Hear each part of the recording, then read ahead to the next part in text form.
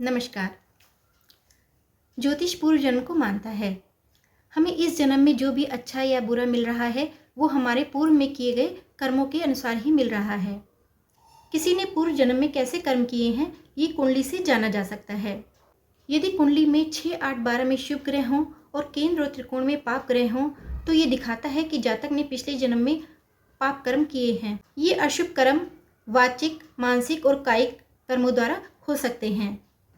यदि द्वितीय भाव में पाप ग्रह हों या द्वितीयेश शुभ ग्रह होकर 6, 8, 12 भाव में बैठा हो तो ये दिखाता है कि जातक ने अपनी वाणी के द्वारा कुछ अशुभ कर्म किए हैं, झूठ बोला है या किसी को अपशब्द कहे हैं या अपनी वाणी द्वारा किसी को कष्ट पहुंचाया है। ये वाचिक कर्म कहलाते हैं।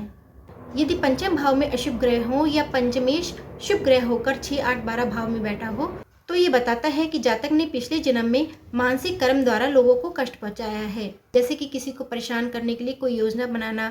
कई बार हम सुनते हैं कि ये कार्य इस व्यक्ति ने करा है लेकिन इसका मास्टरमाइंड कोई दूसरा व्यक्ति है। तो जो मास्टरमाइंड है उसने मानसिक रूप से अशुभ कर्म किए हैं।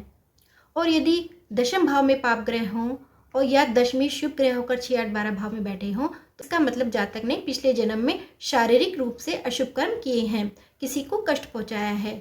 इसे कायिक कर्म कहते हैं। इन कर्मों को हम लग्न, चंद्र लग्न और आरूढ़ लग्न से देख सकते हैं। सिर्फ लग्न से है तो इतना बुरा नहीं है। यदि लग्न और चंद्र लग्न दोनों से हैं तो थोड़ा ज़्यादा बुरा, और अगर तीनों से ही है तो ये बहुत ही अशुभ कर्म होते हैं और इसका कोई प्रायश्चित भी नहीं होता है। ये तो अशुभ कर्म हो गए।